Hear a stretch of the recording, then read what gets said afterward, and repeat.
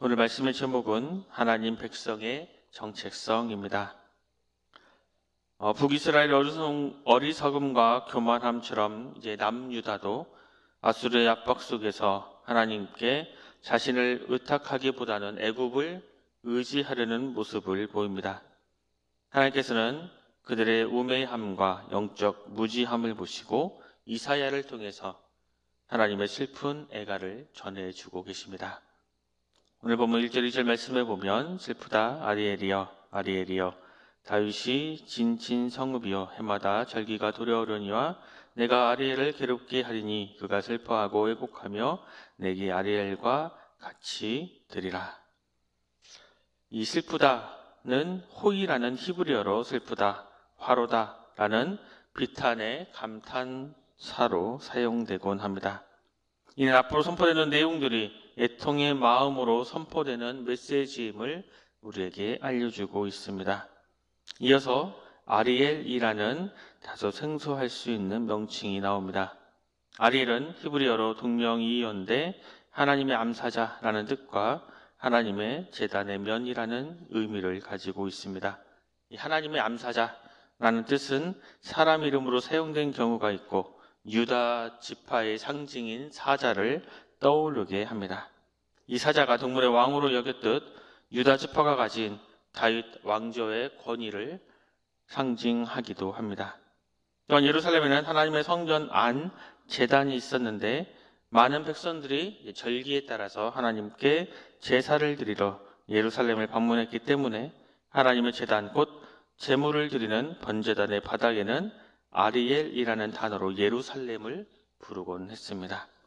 때문에 이 아리엘이라는 이 두 가지 의미는 전부 좋은 의미를 가지고 있습니다. 하나님의 택하신 지파의 상징이요, 또 하나님께 제사를 드리러 가는 하나님의 택하신 거룩한 예배의 장소를 뜻하는 이름입니다. 그런데 오늘 그 아리엘이 두 번이나 반복되는데 그 앞에는 슬프다라는 말과 함께 사용되었습니다. 이는 아름답고 영광스러운 아리엘이라는 명칭에 합당하지 못한 그들의 변질된 삶과 신앙이 한탄스러운 모습으로 나타나고 있음을 보여주고 있습니다. 아름다운 이름을 가졌지만 그것에 합당하지 못한 삶과 수준은 도리어 그 이름을 수치스럽게 합니다. 우리가 주님께 받은 직분과 이름이 그렇습니다. 한국교회는 많은 목회자들이 있고 직분자들이 있고 그리스도인들이 있습니다.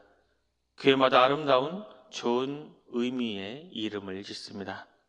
그런데 만약 우리가 교회답게 또 목사, 장로, 권사, 집사답게 살지 못한다면 그 이름은 슬픔의 아리엘과 같이 됩니다. 아름답고 거룩한 이름은 그에 걸맞는 삶이 이어질 때에 더욱 영광스러운 이름이 됩니다. 하나님께서는 아리엘에 대한 슬픔을 전하시면서 무서운 경고의 말씀을 주십니다. 하나님께서 친히 아리엘을 괴롭게 하실 것이고 그를 내게 아리엘과 같이 되게 할 것이다 라고 말씀하고 있습니다. 이 뒤에 나오는 아리엘도 문자 그대로 하나님의 제단을 의미합니다. 곧 아리엘이라 불리는 예루살렘이 문자 그대로 제단처럼 고통의 불길이 치솟는 땅으로 만들겠다라는 아주 무서운 경고의 말씀을 하고 계십니다. 3절 4절 말씀에 보면 내가 너를 사면으로 둘러 진을 치며 너를 애워 대를 쌓아 너를 치리니 너는 낮아서 땅에서 말하며 내 말소리가 나짖기 티끌에서 날 것이라. 내 목소리가 신접한 자의 목소리 같이 땅에서 나며 내 말소리가 티끌에서 짓걸이리라. 하나님께서 아수르를 통해서 예루살렘의 고통을 허락하십니다. 그때 예루살렘은 적들에 의해 둘러싸여 괴롭힘을 당하게 될 것을 지금 묘사하고 있습니다. 실제로 이 아수르 침공에 두려웠던 남유다는 성전 문의 금과 지붕의 금까지 벗겨서 은 300달란트와 금 30달란트를 내줍니다. 그런데 아수르는 물러가지 않고 군대 장관들을 보내서 예루살렘까지 침공에 들어갑니다. 이때 오늘 본문의 3절 4절 말씀처럼 남유다의 교만함이 꺾이고 땅에서 말하는 자처럼 신접한 자의 목소리처럼 힘을 잃고 애통하게 될 것임을 지금 말씀하고 있습니다. 실제로 히스기야는 아수르의 조롱 소리를 듣고 오늘은 환난과 징벌과 모욕의 날이라 아이를 낳을 때가 되었으나 해산할 힘이 없도다 라고 외쳤습니다. 자신들의 무력함을 또 자신들의 무지함을 깨닫고 그제서야 겸손히 애통하는 마음이 생긴 것입니다. 그리고 히스기야는 이사야에게 사람을 보내 하나님을 의뢰하며 기도하기 시작합니다. 하나님께서는 그 기도를 들으시고 그들을 구원하시고 아수르를 멸하셨는데 그 이야기가 5절에서 8절 여기에 이어서 나오고 있습니다. 하나님께서 예루살렘을 치는 아수르를 징벌하실 것이고 그들은 세미한 티끌같이 되게 될 것이고 바람에 날려가는 겨와 같이 될 것이다 라고 말씀합니다. 그들의 모든 공격과 시도는 마치 꿈에서 먹고 마신 자가 깨어나면 도로 허기와 갈증이 가득한 것처럼 헛된 것이 될 것이다 라고 알려주십니다. 실제로 하나님께서는 하나님의 사자를 보내셔서 아수르를 공격하셨고 그들은 한순간에 멸망해서 남은 자들만 허무하게 고국으로 돌아가게 되었습니다. 이 사건을 통해서 하나님께서는 애굽이 아니라 하나님이 남유다의 방패가 되심을 친히 보여주셨습니다. 하나님께서는 교만한 남유다와 같은 우리 인생들에게도 아수르를 허락하실 때가 있습니다. 내 힘으로 어쩔 수 없는 한계 상황, 그리고 내가 의뢰하던 그 모든 것들이 내 인생을 보호할 수 없음을 절실하게 깨닫게 하실 때가 있습니다. 그리고 사방이 벽처럼 막혀있는 것 같이 느껴질 때 우리는 히스기야처럼 눈을 들어 하늘을 바라보고 기도하게 됩니다. 누가 너의 하나님이냐라는 주님의 질문에 오직 주님만이 나의 방패요 구원이요 반석이 되십니다 라고 고백하게 됩니다. 하나님의 백성은 스스로의 정체성을 늘 잊지 말아야 합니다. 우리의 하나님이 누구신지, 내 인생을 누가 책임져 주시는지, 내가 의뢰할 분은 누구신지를 끊임없이 기억해야 합니다. 이어서 9절에서 10절 말씀해 보면 남유다 백성들은 하나님께서 주신 경고의 말씀에도 불구하고 고통의 날들이 다가오는 것을 대비하거나 회개하지 못합니다. 왜냐하면 하나님의 말씀을 들으려고 하는 영적인 긴장감을 놓친 채 그들은 잠들어 버렸기 때문입니다. 특히 그들의 선지자와 선견자, 곧 하나님의 계시와 하나님의 이상을 보고 선포해야 하는 영적 지도자들이 잠에 빠져 있었습니다. 선지서를 보면 남유다의 종교 지도자들은 종교적 직분을 이용해서 사리 사역만을 채웠습니다. 그리고 심판의 메시지를 왜곡해서 평안의 말씀만을 선포합니다. 그래서 백성들에게 회개할 기회를 주지 못했고 하나님과 우상을 겸하여 섬겼습니다. 이러한 범죄함으로 인해서 하나님께서는 그들의 욕심에 취한 것을 내버려 두셨습니다. 이는 본문에서 여호와께서 깊이 잠들게 하는 영을 너에게 부어주사라고 표현하고 있습니다. 마치 집을 지켜야 하는 개에게 도둑이 좋아하는 음식과 고기를 던져주어서 정신을 빼놓고 침입하는 것처럼 백성을 영적으로 지켜야 할 선지자들이 눈앞에 사리사욕에 빼앗겨 하나님의 말씀을 직면하지 못하고 하나님의 백성에게 필요한 말씀을 외면하고 있는 모습을 우리에게 말씀하고 있습니다. 또 11절, 12절 말씀에 보면 선지자들이 영적인 깊은 잠에 취하여 하나님의 계시가 봉한 책의 말처럼 누구도 관심이 없고 누구도 알지 못하는 비밀의 글이 되었습니다.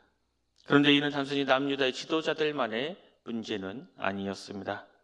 그들을 포함한 모두가 하나님의 말씀에 귀를 기울이지 않았고 모두가 사리사욕에 빠져 있었기 때문에 발생한 일이었습니다. 그러나 하나님께서는 진리의 말씀에 귀를 기울이고 듣고자 사모하고 하나님의 뜻을 발견하려고 애쓰는 자에게 자신의 크고 은밀한 일을 알려주십니다.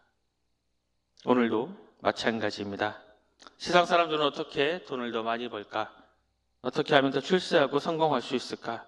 어떻게 하면 내 이름을 더 알리고 유명해질 수 있을까?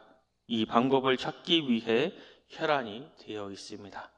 그런데 이 시대에도 겸손히 주님 앞에 나아가 말씀을 읽으며 하나님을 알고자 하는 이에게 하나님은 자신을 밝히 드러내 주십니다. 그러나 불행하게도 많은 사람들은 정해진 신앙 생활을 할 뿐 하나님을 아는 일에 별 관심이 없습니다. 본문 13절 14절 말씀해 보면 주께서 이르시되 이 백성이 입으로는 나를 가까이 하며 입술로는 나를 공경하거나 그들의 마음은 내게서 멀리 떠났나니 그들이 나를 경외함은 사람의 계명으로 가르침을 받았을 뿐이라. 그러므로 내가 이 백성 중에 기이한 일, 곧 기이하고 가장 기이한 일을 다시 행하리니 그들 중에서 지혜자의 지혜가 없어지고 명철자의 총명이 가려지리라. 하나님과 바른 관계를 맺음으로 착함과 의로움과 진실함의 열매를 맺는 것보다 그냥 주일 예배에 참석하고 성경 공부에 참석하는 것이 더 쉽습니다. 마음으로 하나님을 사랑하고 그 말씀을 순종하며 그 삶을 통해 말씀을 드러내는 것보다 입술로 하나님께 사도신경으로 신앙을 고백하고 주기도문으로 기도를 하는 것이 훨씬 더 쉽습니다. 하나님께서 남유다 백성들의 입으로는 하나님을 가까이하며 입술로는 하나님을 공경하지만 그 마음은 하나님과 멀리 떠나 있었다라고 말하고 있습니다. 곧 하나님의 말씀도 읽고 암송도 하고 예배도 드리지만 정작 하나님을 사랑하지 않았다라고 말씀하고 있습니다.